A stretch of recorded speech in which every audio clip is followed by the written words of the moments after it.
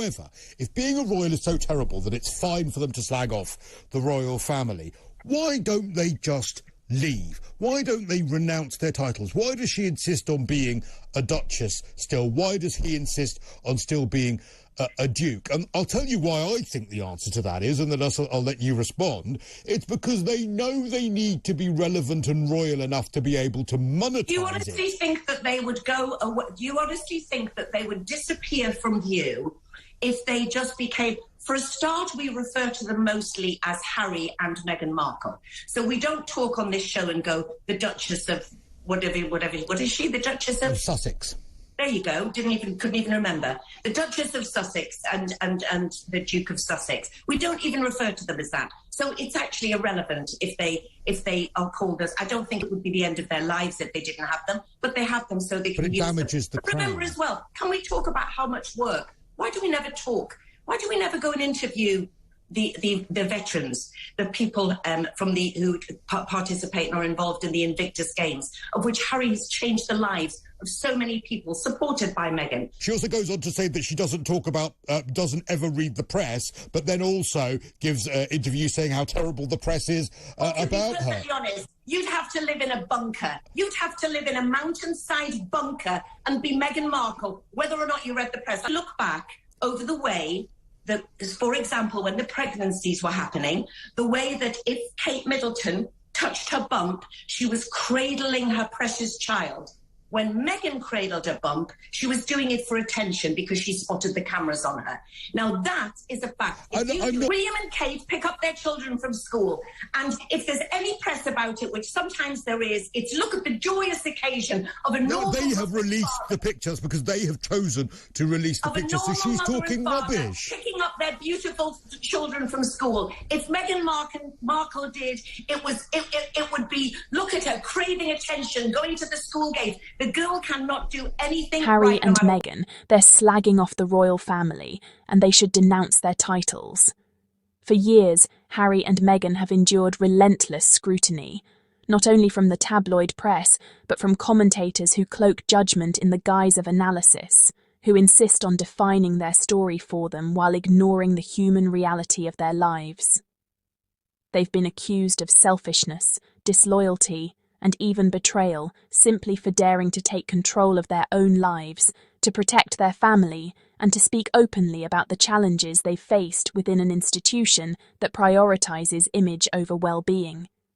Cristo's attack in this clip represents precisely that old pattern, the framing of truth as treachery, of honesty as disloyalty.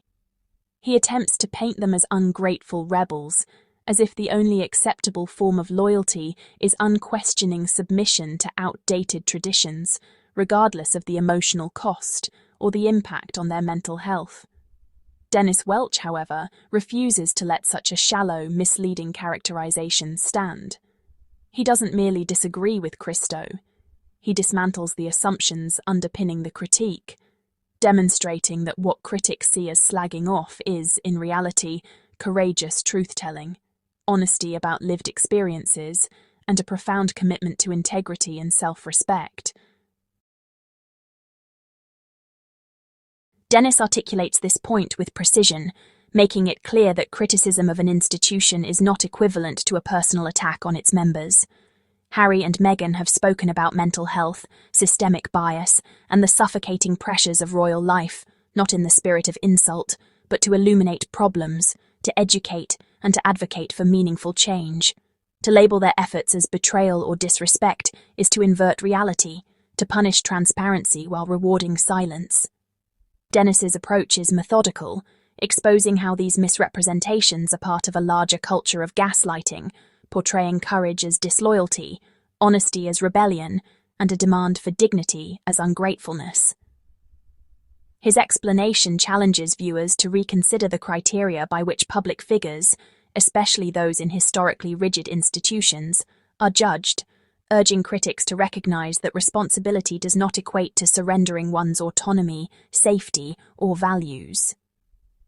Cristo attempts to counter with the familiar argument that holding royal titles automatically entails respect, submission, and unwavering loyalty.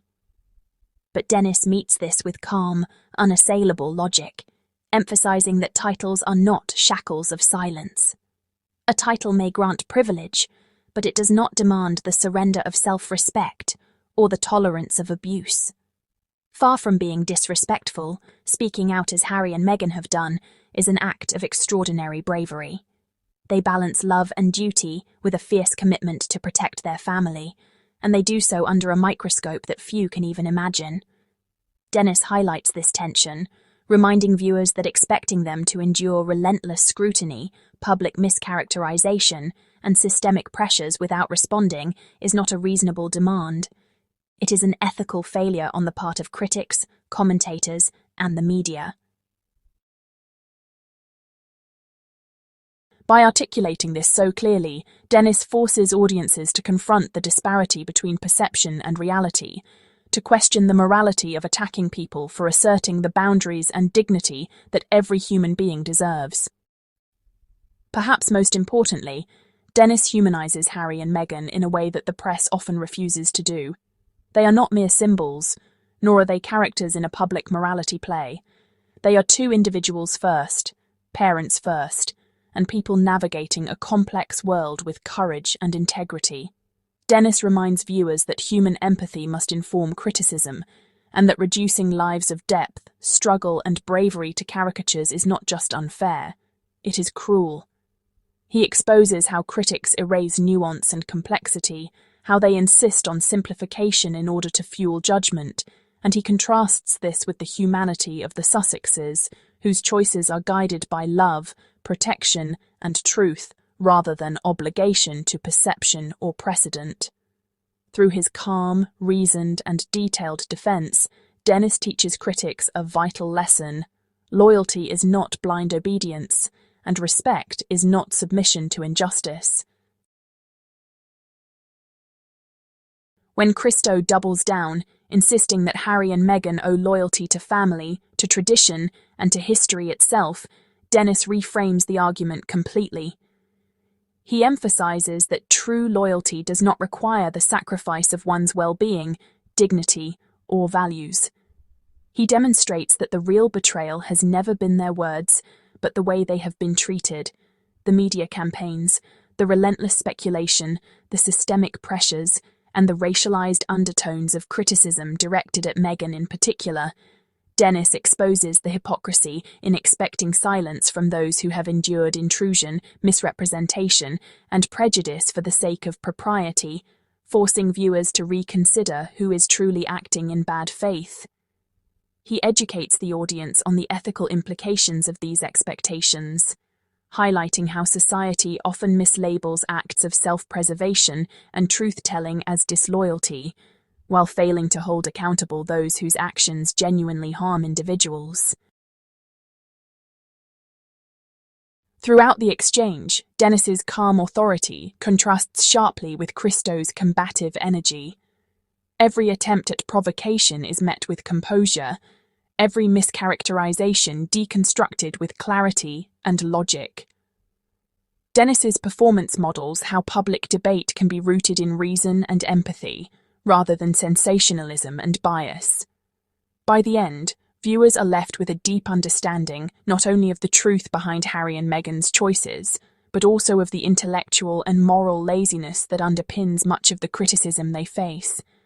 He educates without condescension, revealing both the cruelty of media narratives and the ethical responsibility audiences have to approach such stories with discernment, empathy, and critical thought. By the time the clip concludes, it is undeniable that Dennis Welch has achieved more than a mere defense. He has provided a masterclass in fairness, a roadmap for discerning truth from smear, and a reminder that standing up for integrity, justice, and human dignity is not just admirable, it is essential. Harry and Meghan are more than titles, more than stories in newspapers, more than fodder for commentary. They are living, breathing people whose right to protection, happiness, and agency demands acknowledgement and respect. Dennis ensures that anyone paying attention can see this clearly, understand it fully, and carry that understanding forward when engaging with media narratives. In a world that so often rewards attack over empathy, sensationalism over substance, Dennis Welch's defense feels revolutionary.